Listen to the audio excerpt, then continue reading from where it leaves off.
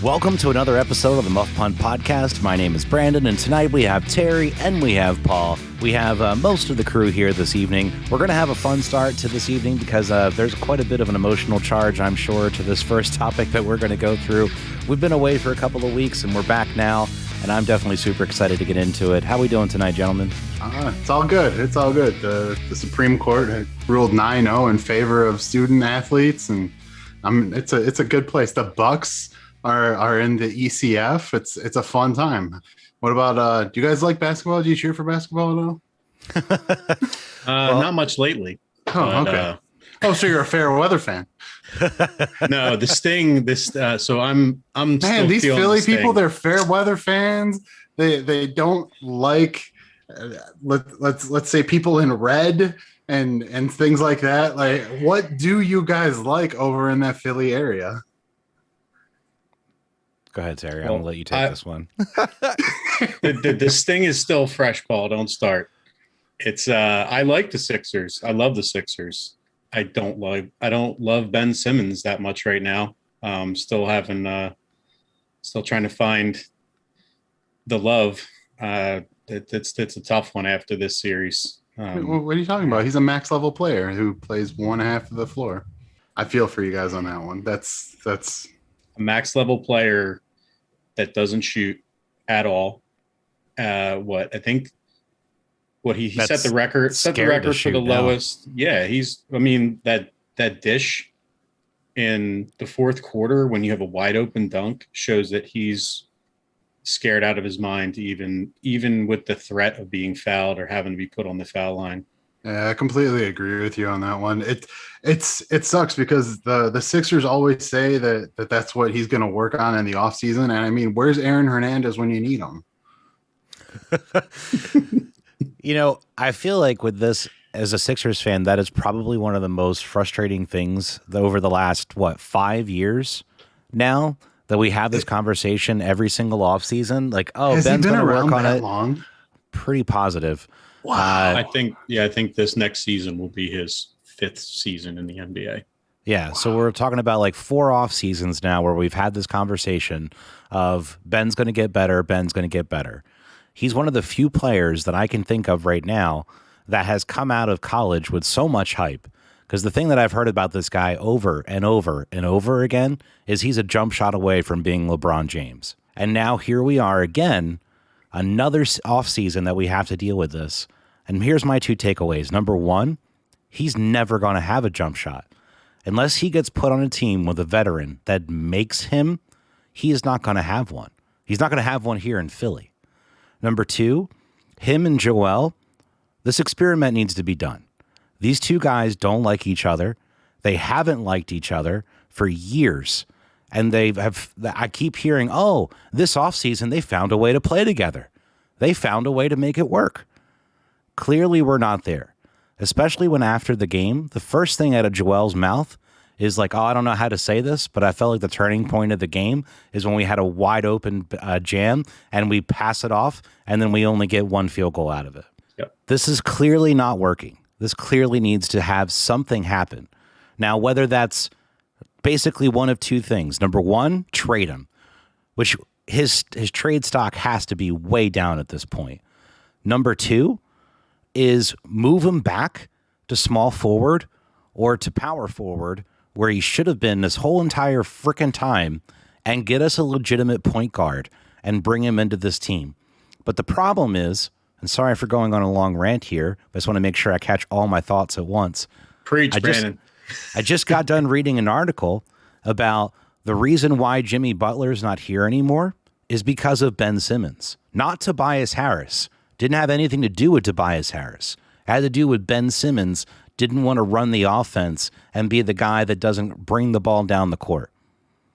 So if Jimmy Butler's not here because of Ben Simmons, then this needs to be rectified. Because clearly this dude either has absolutely no want to learn how to play the game correctly or just they baby the crap out of him. So my question to you guys is, because this is the question I've been seeing all day today, is this the next Carson Wentz situation for Philadelphia sports? It sure looks that way. Sure looks that way to me. I've seen plenty of Carson Wentz, Ben Simmons memes out there in the Twitter world. Yeah, it's a situation that there's unfortunately the Sixers in this whole process, they chose to draft upside over what you can actually see with your eyes. What would you have drafted in the draft instead of Simmons? Well, I think he was the pick there, and you had to kind of go with him because he did actually shoot the ball quite a bit at LSU. Not as much as you would have probably liked, but he at least showed the ability to do it. Like he's shown the ability to do it this year. He scored 43 points against Rudy Gobert and the Jazz. 43 points, bro, this year. I mean, but from the time when he was drafted, he's certainly he's a complete disaster as far as where he's at now, which is where he started. I mean, he was at least taking a couple of shots a game, but I mean, what was it for? The last 4 games of the series, he didn't take a shot in the fourth quarter. Yep, that's unbelievable. If you watch Game 7, he had no interest in trying to shoot that ball. He got that ball out of his hands, so he barely even brought it down the court before he would pass it off to somebody because he just didn't want to get fouled. And they started that in the series before, and the Hawks ended it because all they did was hack a Simmons, and the guy was too scared to go to the line. You guys both played sports at a higher level than I ever did. I know we've seen it time and time with baseball, with pitchers that can't even throw to the mound after being amazing pitchers. And all of it's when it's all of it's mental. Have you ever seen, this is to me in basketball, it's other than Markelle Fultz, I don't know of another situation that it's this mentally breaking of a player, We keep drafting guys that can't shoot. Fultz was the most visible disaster of his issues when he was on the free throw line. He looked, that was just ugly to watch. And, we're seeing the Simmons go down the same road now. Then now they're talking about, in the off season, he might change his shooting hand. Are you kidding me?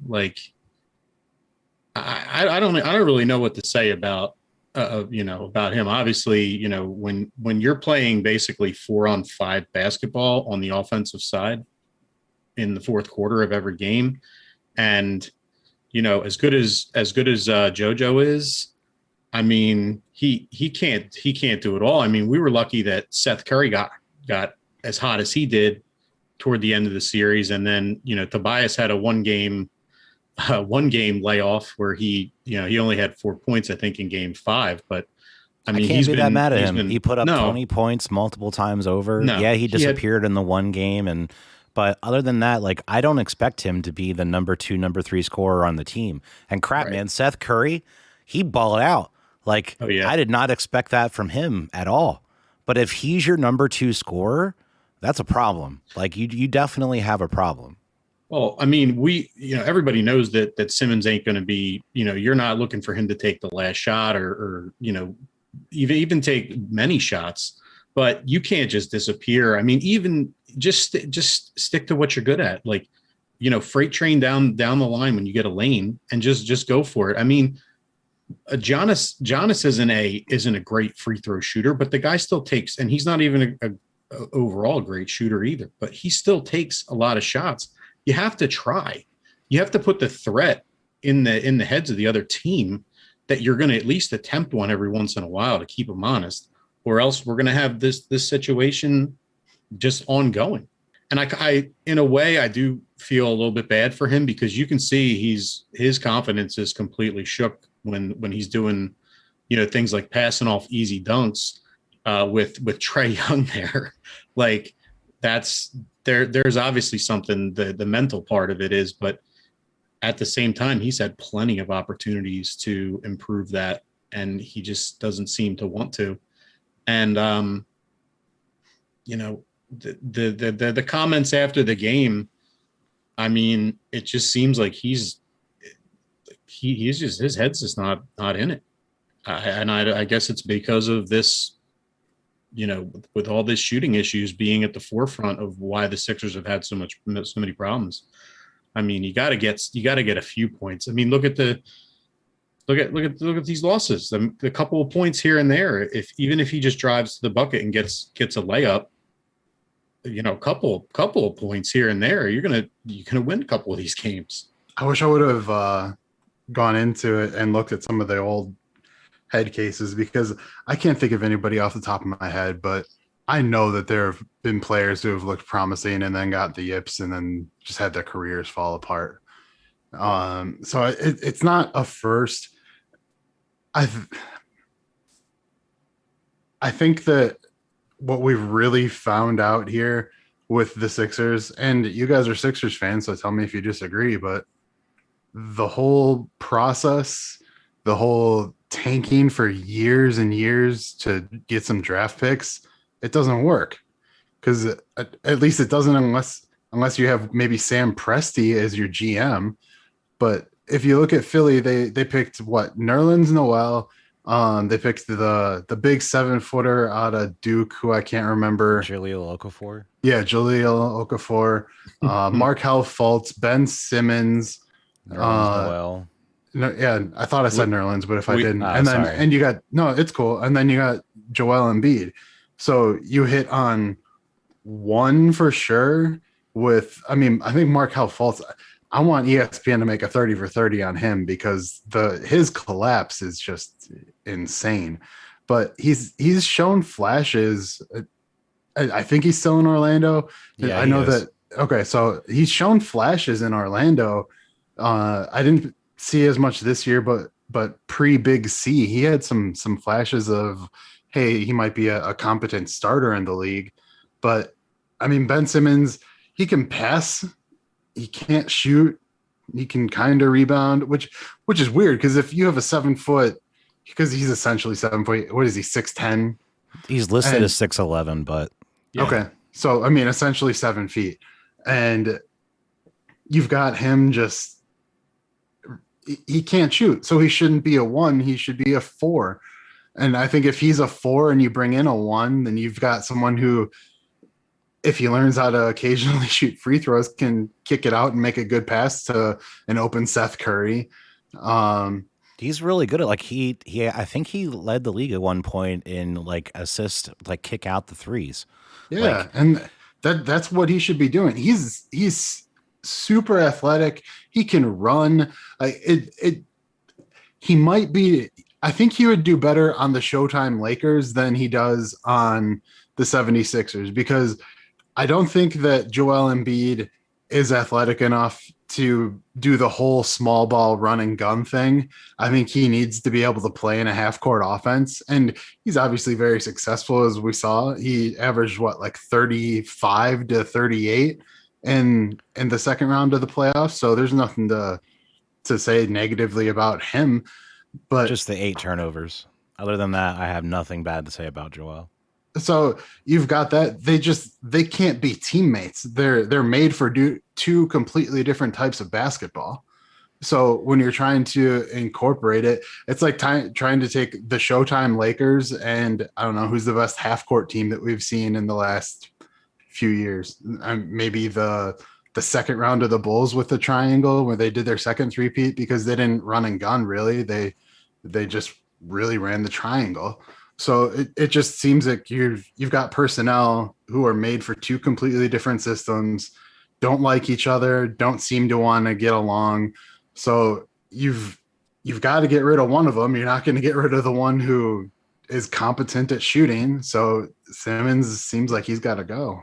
Do you guys think that if they decide, because the Sixers have already come out and said they have a plan to fix him, do you think that he can be fixed in as far as the locker room goes? Because I think that's the biggest problem at this point. When you have guys that are throwing teammates under the bus in the media interviews, and plus this isn't even the first year. Like I said, this is at least the third that we've had to deal with all of this. Does the locker room recover from this?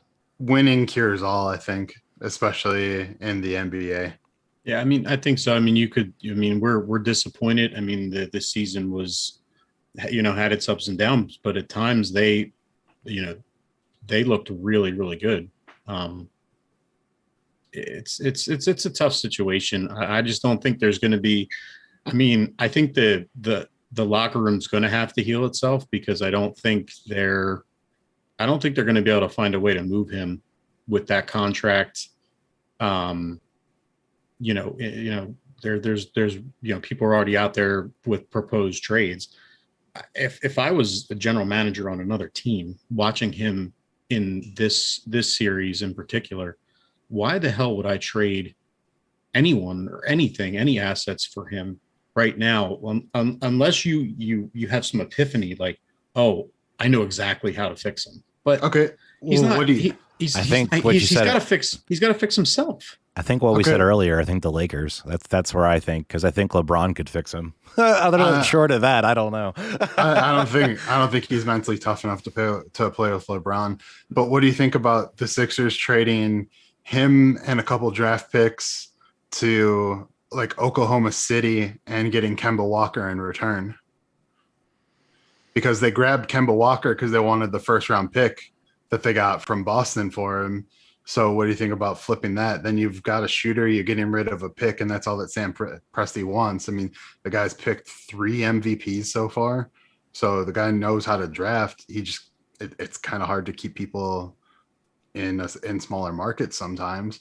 So if you can get rid of that, get back a shooter, is that something you guys are interested in? It's not really. It's hard for me to get excited about Kemba Walker after he was in Boston for 2 years, 1 yeyear, 2 years, and he was injured, and he's already out, and he's very injury prone. He's not very injury prone. He didn't get hurt when he was in Charlotte. Didn't miss. I think he missed like 7 games over the last 3 years, but then he missed, I think, like 32 over the 2 seasons in Boston. And these 2 seasons are so unique because there was no off season for.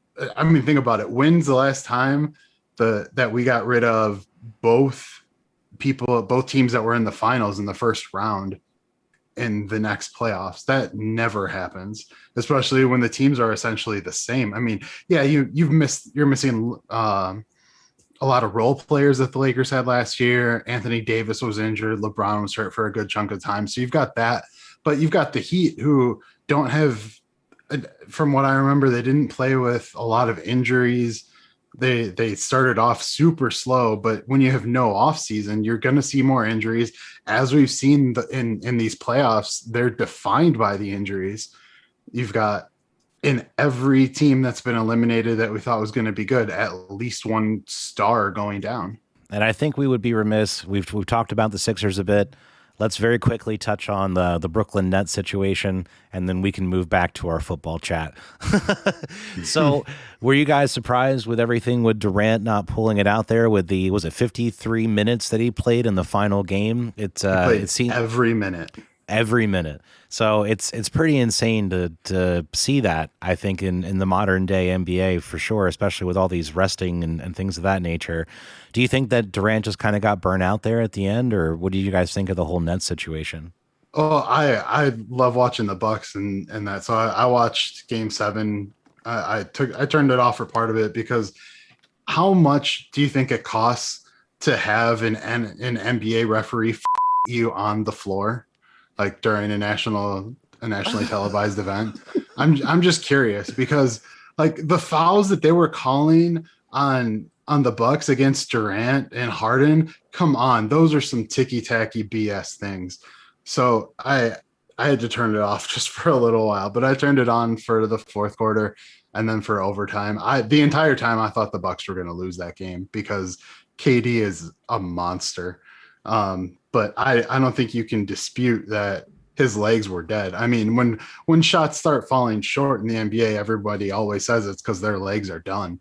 And that's exactly what happened. Everybody's shots were coming short. It was a very tough physical series. Both teams were exhausted by the end. So yes, and 100% do I think that the only reason KD missed that shot is because his legs were shot from playing every minute of that. And the other thing, James Harden, respect, man. That guy played, I think, 52 minutes of that game, so sat out like 1 minute as he's got a muscle literally taped to his bones. Like, come on, that's wow. But yeah, that was just insane. But again, I think that you're just running into a lot of players who are tired. KD hasn't played in what 2 years because of injuries. Yeah. And then you got Kyrie, who took off as much time as he wanted during the season for whatever reason he wanted to give. You got Harden, who started the season out of shape because he wanted out of Houston. Then he got maybe he might have been wearing a fat suit. We don't know. Fat suit. Whatever. I think that's where the hamstring tweak actually happened. He was trying to lumber around with the fat suit on, and he tweaked the hamstring back then. I thought you were trying to say he had like a half a ham loaf on his chest or something. I think that we talked about this as soon as it happened, and all the experts were picking them to win the finals, and I said I didn't think they were even going to make it to the Eastern Conference Finals. So, excuse me, next year I think it's a win or blow up situation, because you can't have three essentially max players sitting there making all that money, not being able to put role players around them if they're not going to do much of anything. But all of it's going to come down to how much they can play together in the regular season. They played together in 5 games in the regular season where all 3 of them were on the court together. That can't happen. You can't build chemistry in the playoffs. Yeah, when I saw Magic on ESPN, he said that they just didn't have the right role players around them, and that if they got the right role players, the Nets could pull it out next year. But I think it's tough because, I mean, KD did everything that I think he possibly could. Harden was like a shell of himself, even though he was there the whole time. I just don't think it was like, obviously not normal Harden, you know? Obviously, but he had that one crazy ass 3 where the shot clock is rolling up. He just lobs something up and then it banks off. Come on. Like, of course, James Harden made that shot.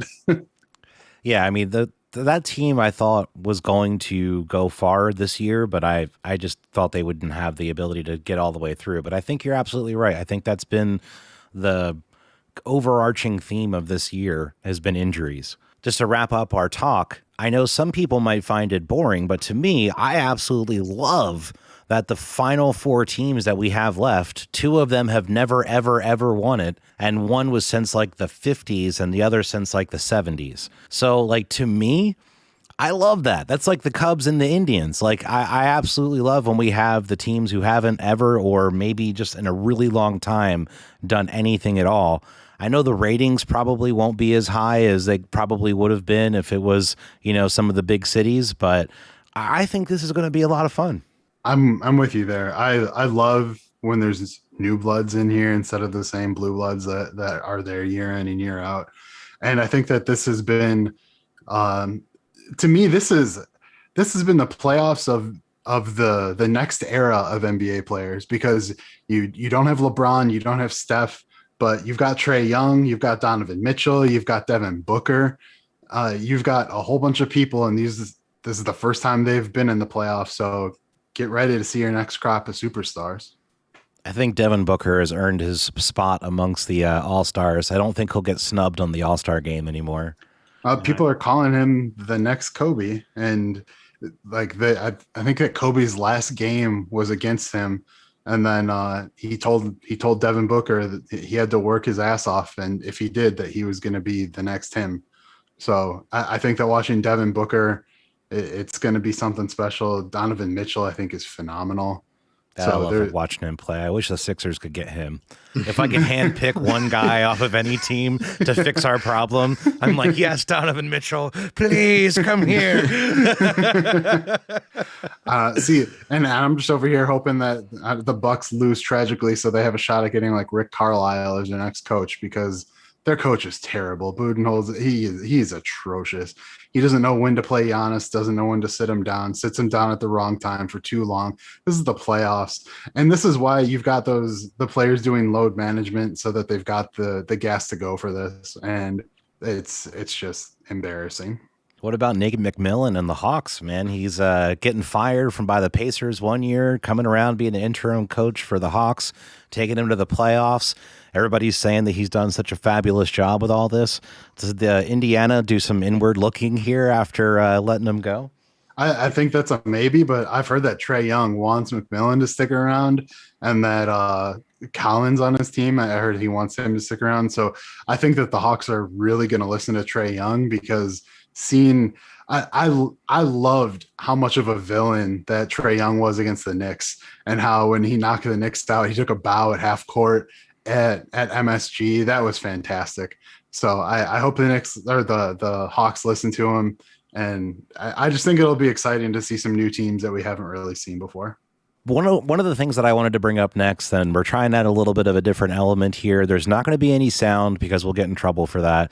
But I'm going to try to see if we can show off Madden 22. Just dropped the trailer. We talked about them last week a little bit during the show and our disappointments with the game over the last few years. So I'm going to see if we can play this and if everything works out. So bear with me just 1 second. So this is the second iteration of Madden on the PS5, right?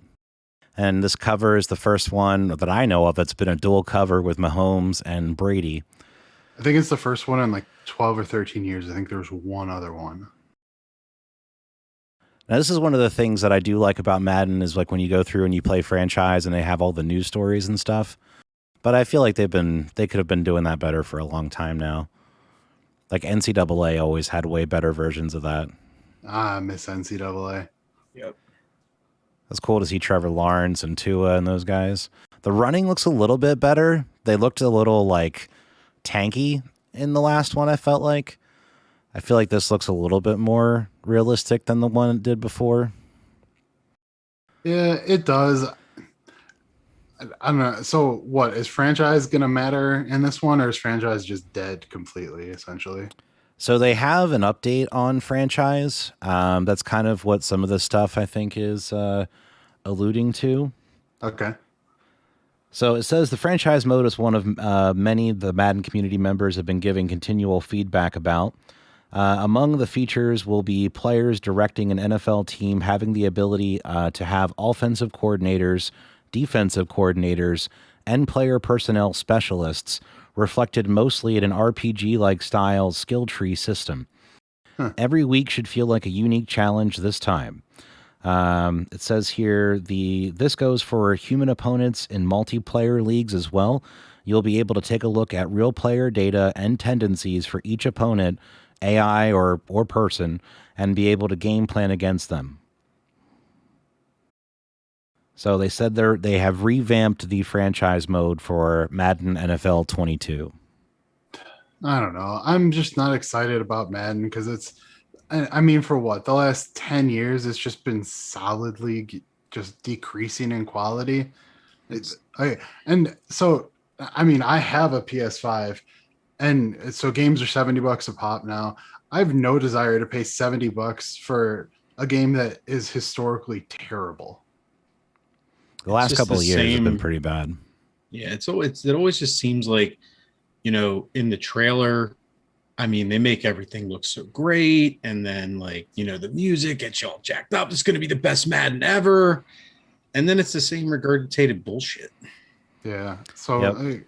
I think that even these scenes and everything, it's like when you're actually playing the game, it doesn't have the same kind of look and feel to me. It's just not as smooth as it used to be. Does that make sense? Yeah, it makes sense. And the other thing, I mean, I've always found it kind of hard to just a hard pill to swallow that you have to buy a game every single year.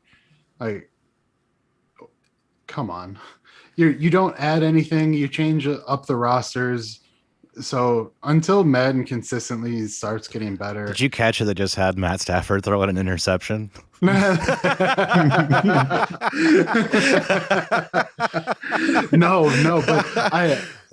but was it you, Brandon, who threw in that Sean McVay is saying that he looks amazing?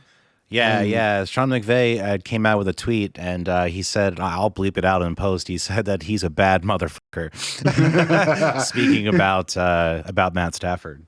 I don't know. Maybe it's just because Matt Stafford's ugly, so now he's going to sheerly make personnel decisions based on who he thinks has a chance with his girl if he's not around or something. I don't know. You have a bunch of guys that look like us on their roster before too long. Oh, God. The Rams break yet another record, losing 3 years in a row. All right. So I think it's interesting that after we're on Madden 22 now, right? And now we're just getting to the point where you can have offensive coordinators, defensive coordinators, like special teams guys. Like that's something that for the longest time, I feel like the community's been asking for. And I don't really feel like it would be that hard to like code into the game. Like you have that already with basketball, with the baseball game. Like it's not that hard to do. What about custom used to have it in playbooks? the old Maddens? Not that I can specifically remember. I don't ever remember it. I want to say in like the mid aughts that they had like offensive and defensive coordinators that you could hire. I could be wrong, but because I mean that's a long time ago now. But I thought that they had it for a while and then they ended up taking it out. I could be wrong. Remember back in the day when they used to have it that when a guy got injured, the actual ambulance would come onto the field and cars would get off of the field. Yeah, that was fun. And they took that out. Man, so they took out everything good. Yeah. Well, they took out the ability to make custom teams because the NFL didn't like that. They took out the ability for, like, you have their preset custom teams that you can pick from, and that's it. You can't make your own. Are you talking about like moving a team to an area? Yes. If you go to, or even if you wanted to just, I just want to make the so-and-so, I want to make the Eagles a totally different logo. Like, you used to be able to do that. Like, you could completely change everything about the team if you wanted to. Now you can't do that. They used to be able to give you custom playbooks where you could like completely make your own playbooks and stuff. I know you can download some, but it's still like, I think mostly for multiplayer. I don't think you can still do it in franchise. Man, like, the NFL gets butt hurt easily. Yeah, it's tough, man. Madden has just been a lot of disappointments lately. I mean, I think what you're saying, like all that stuff, like that adds to the fun of the game, but like let's fix the gameplay first. Like let's get rid of all these weird glitches and ticks that are going on within the game and like the kind of, juddery, like, I don't know. It just like, it just doesn't have the same feel that it used to have on, man, it's going back, maybe like back in the PS2 days.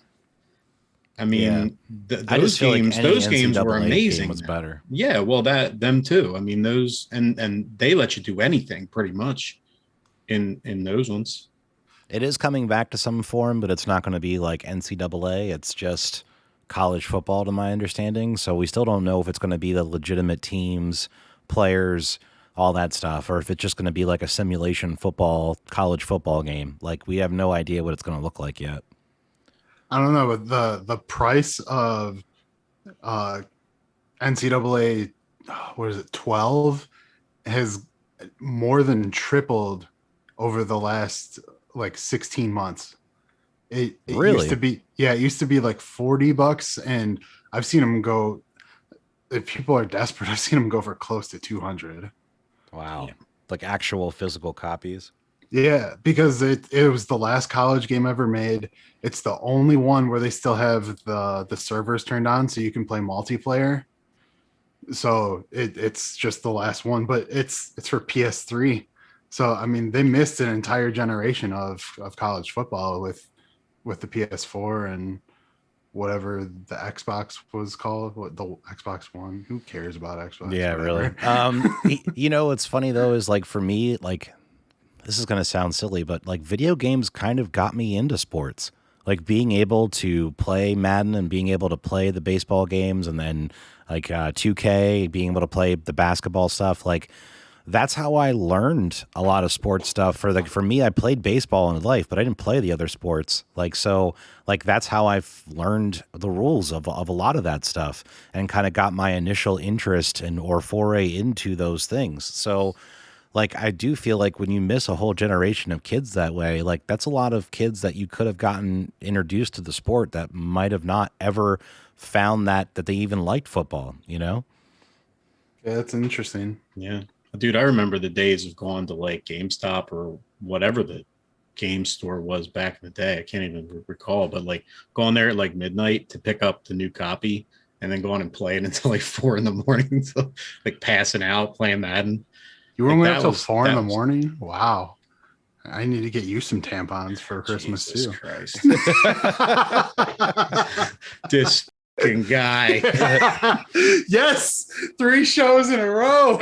But you know what I mean? Like, it was like there was so much excitement with the game, and it was actually like enjoyable to play. You know, they used to try and add little tweaks to the game, like that. Remember that QB vision crap that they tried? Oh, that was so bad. That was really bad. But I mean, like, you know, outside of that, pretty much. I mean, you could turn that off, but the game itself was pretty good then. And now I think that they've. I don't know. I don't know where they. I mean, is it possible that it should get? You know, eventually they should think about like another brand taking it over, giving it a shot. At least thinking outside the box with it. It's all has to do with licensing, and EA has been controlling the licensing. But I know that 2K is starting to get back into sports. Like, they're the only ones who have not that many people probably care or play it, but they're the only ones with a golf game right now. Like, EA dropped Tiger when the whole Tiger and all the waitresses thing came out, and then they let Rory have it for a year, and it sold so poorly that they just canceled it. Dude, that was another game that was amazing. Tiger Woods golf. And now that it's gone, it's like I played the new one, the only one that's really out right now, and it's the PGA 2K21. Yeah, I think it's not Tiger Woods golf. It's just it just doesn't have like the same feel. It's I mean, I've got Tiger Woods the Masters for my PS3. I'll still throw that on once in a while. Yeah, the golf games are fun. I mean, all the sports games are fun, but like it's just you know, it's when you're just throwing out the same thing every year, and there's a lot of issues with it, and you're still charging people top dollar for these games. I mean, do you remember when games used to be finished when they first came out? Now it's yeah, right. Now I don't believe it. No, no, now lying. As gamers, we're just expected to accept the fact that they're going to release a half-finished game, knowing that, hey, maybe they'll try to fix everything before they start working on the next one with a massive day one patch. Always. Oh yeah, man. Some of the day one patches are bigger than the game itself. Yeah. So did you guys hear, switching topics, did you guys hear that Tennessee freshman quarterback Caden Slater is facing some legal trouble because he was stopped for a taillight and subsequently was tossing marijuana out of the side window of his car as he was getting pulled over? You know, that's very good. Marijuana it's a very bad thing. You hallucinate, you overdose, you die. Oh wait, no, that's the shit that doctors can prescribe.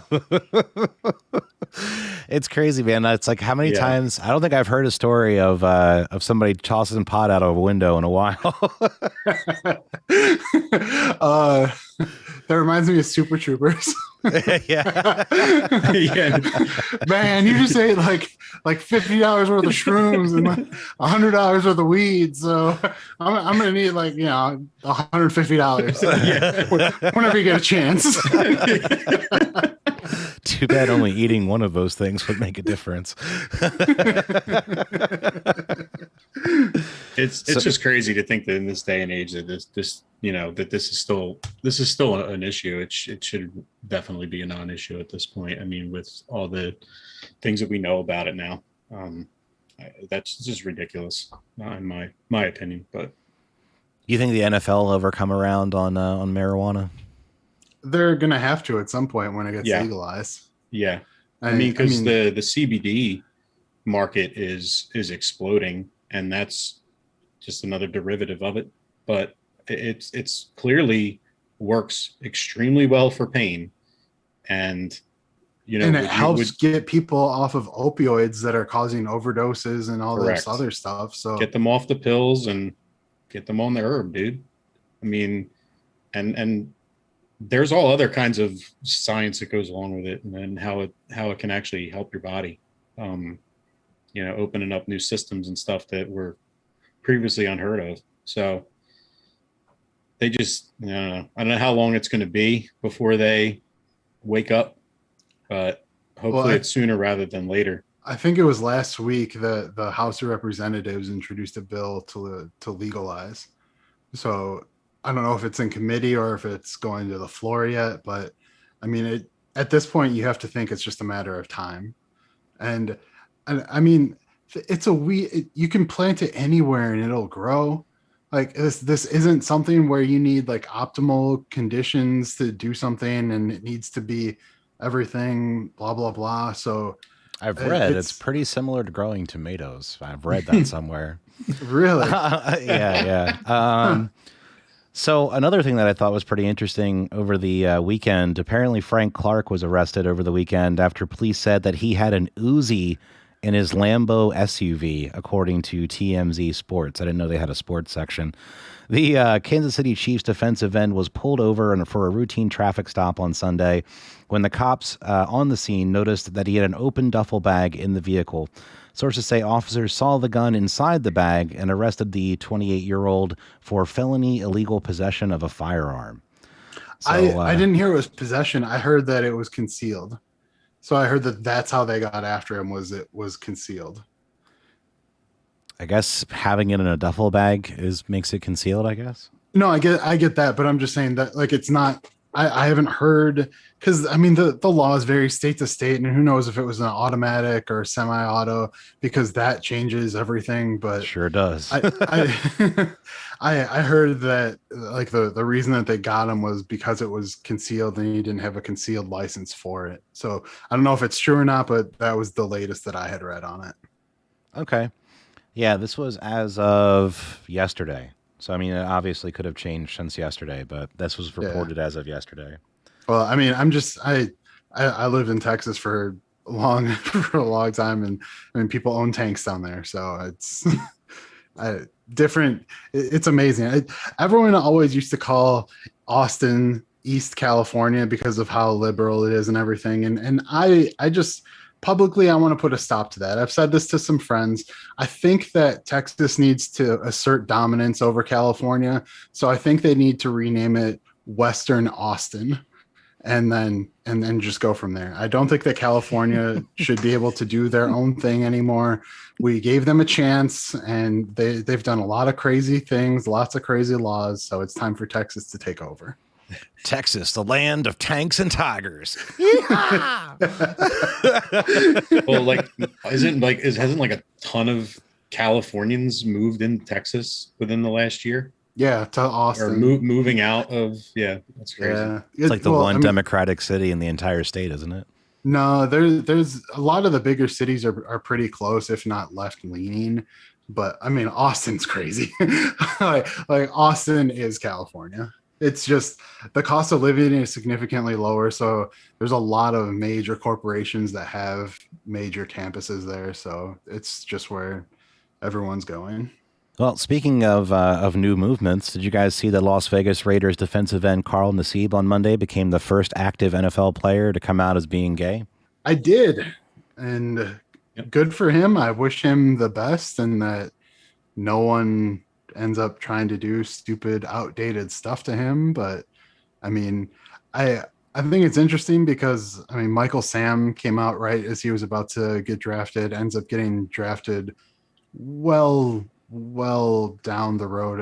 I think he was like 7th round pick or 6th round pick. I think the Rams picked him up, and then he ended up going to the Cowboys, and they didn't do anything. But I don't think we'll ever know if he was any good or not. But I mean, Carl Nassib just signed a big contract to go to the Raiders last year. I think he's got like 49 sacks in like 95 games or something. So he's no slouch. So I think that this is, unfortunately, I think this is the way that it kind of had to go, as someone who with a little bit of star power had to come out and do it first. Because I mean, I'm sure that there are probably others, and it's kind of sad that it's still such a big deal.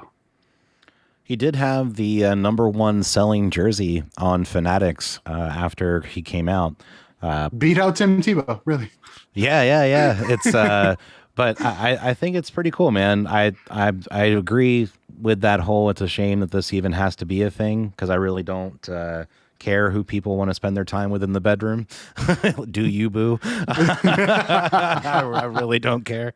But I mean, I think it's cool that he feels comfortable enough to come out and to say that. And I agree. I hope that nothing happens contractually or otherwise to him down the road that can come from that. So, but I hope that more players can hopefully feel comfortable with that. And if that's what they want to do and, be in that type of environment, because I do think it would be hard to do. But hey, man, it's awesome. Especially the top selling jersey part that I really thought was cool. Yeah, I mean that shows that is shows really cool. The public is behind him. It's a good thing. I'm happy for the guy. Live your life, be happy. You shouldn't have to worry about what other people think. So yeah, and I mean, especially that's something who you are. I mean, if you're out there and you have to lie about just who you are regularly, that takes a lot of energy. Life is hard enough. Good for him. I hope that he's happy and he can go through, and I hope that we continue moving forward in a world where people can just be themselves and not be judged for being themselves. Absolutely. Yep. So also, we talked a little bit about the arrests. I did see that Minnesota Vikings rookie defensive tackle Jalen Twyman, I'm going to say, because I'm probably mispronouncing it, was one of several victims wounded during a shooting in Washington, D.C. on Monday. According to a statement from the team, he was in a vehicle when he was shot 4 times. His agent, Drew Rosenhaus, told ESPN's Adam Schefter he's expected to make a full recovery. Does Drew Rosenhaus manage every football player out there? Like, is he the only NFL agent? It's crazy because, I mean, in the offseason, you always expect some guys to get in trouble, like we talked about with the 2 little arrests there. But, I mean, for a rookie to come off and then get shot several times, that's crazy, man. I know they're saying wrong place, wrong time, so hopefully he's all right, and I'm glad it wasn't a situation where he was, like, stepping out of bounds in any way, shape, or form, just got himself into a wrong situation. That is unfortunately the way that you had to phrase that because of recent events is just sad. Yeah, and it's I don't know, wrong place, wrong time. It happens, especially to people in Chicago. But where was it? You said DC. Yeah. I've heard that it's all kind of superficial. He got shot 4 times, I think, and good luck to him. Hope he comes back and he can play this season, because that's unfortunate. Yeah, man. Yeah. Can you imagine getting drafted and then having that happen? That's got to be tough. Yeah, that is not the best way to start. I don't know the details around it, but I'm pretty sure Zaven Collins got arrested too, which we talked about him a lot on our podcast through the draft episode, and we showed his highlights a lot and that kind of stuff. I was pretty surprised by that, but I think it wasn't anything too major. Okay. I think it was like excessive speeding, which by his aggressive nature from what we've heard of him on his draft call, I'd say I'm not surprised he was speeding. It was like 70 and a 30 or something. Now that you said that, if I remember, I think that's what he was. Yeah, it wasn't anything too crazy. All right. So to wrap up the show, I got it's a funny topic. Not funny for those involved, but funny for us in retrospect. So I don't know about you guys, but I mean, he played on the Cubs. He played on the Rays. Ben Zobrist, I'm sure you know who he is. Oh, man. So Ben Zobrist. This one? Yeah. Ben Zobrist, who retired from a 14-season MLB career in March of 2020, learned that his wife was having an affair with their pastor. According to court documents that surfaced this week, the same minister is also accused of defrauding Zobrist's charity where he was employed. So the 2016 World Series MVP made the claim his wife and Byron Yawn had an affair while Yawn was their pastor at the Community Bible Church in Nashville. According to the paper, Yawn served as the couple's pre- and post-marital counselor, and that he and Juliana, I'm assuming that's the wife, started talking more in 2018 and then had a relationship, quote unquote, in 2019. The 40-year-old ex-infielder seeks $6 million in damages from Byron Yon, the CEO of Forrest Crane and Company, a Nashville area business consulting firm. The Peoria Journal-Star obtained a copy of the court documents last week. During the period when the marriage began to deteriorate, Zobrist was discussing his marital troubles with Yon, who encouraged him to give his wife some space. She used the words emotional, verbal, and spiritual abuse. I was shocked, Zobrist text. Can't be 2,000 a mile away from her and the kids while she's thinking that about me. I have owned every bit of my sin, but I will not own the abuse angle. Interesting. What do you guys think? It seems like a pastor might have stepped out of line a little bit there. I can't think of a time that's ever happened where a pastor or priest has ever stepped out of line. Like, this is shocking to me. I can't. A holy man embezzling one of his flock? Really? That doesn't seem correct. Brandon, did you check your sources on this? I did. So aside from having sex with Zobrist's wife, Yon is also accused of having Zobrist sign autographs, get tickets. Yeah, right. Get tickets for baseball games. Host events at his home and send personal messages to newly baptized members of the church, the paper reported. The suit also claimed that Yon received $3,500 monthly in checks from a nonprofit Zobrist founded for 2 months after he was fired as executive director in 2019. So wait, guys, if I could come up to you and I could offer you salvation and baptism and also a signed Ben Zobrist card. No way. Where do I sign? Am I the only one seeing the parallels between this and The Sopranos when the priest wanted to sleep with Carmela? Like, come on. No, this is just amazing. Me? Right. No, I was taking a drink of water. Sorry. You're gonna need those tickets behind home plate, and by the way, don't talk to your wife tonight. Yeah, make sure you give her some space. She gave me a call. She's feeling really tense. Lots of space. Why don't you go out in left field somewhere? She lost her voice screaming. She was very upset. I don't know what happened, but just don't try talking to her. She was overcome by the grace of the Lord. Yeah. Oh boy. I just when I read the story and I thought about, can you just picture the pastor? Good girl. That good girl. Come on. I think it's tough when you think about going to somebody for pre and post marital counseling and then finding out the person that you dished all your dirt to that was supposed to help you fix it is basically taken all of that information and used it against you. Right? Like, you've got to feel spiritually waxed at that point. Like, you're just bald underneath, and the person who did it is just hurting you. That's terrible. Yeah. It's sad.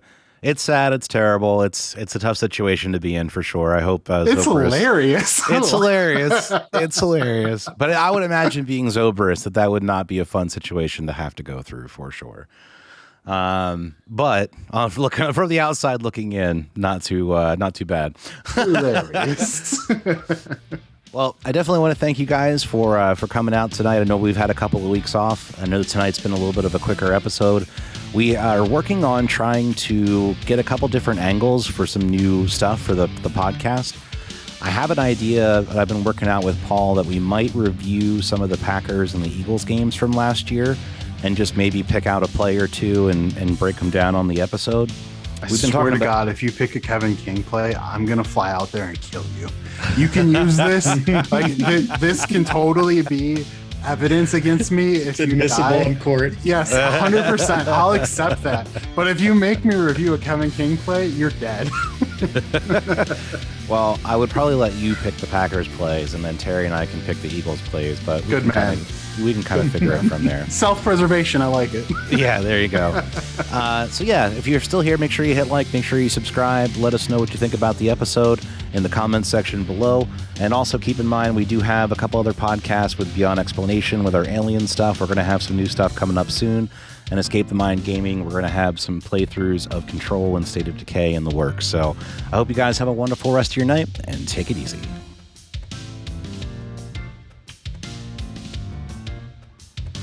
This my turn.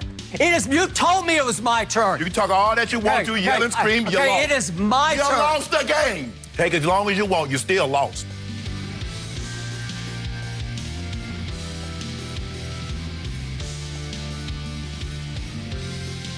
Yeah, I saw it earlier. I was eating dinner and I had the Phillies game on like the first inning, and they had the extra ump or whatever that's going out and like checking the rosin bag and stuff now.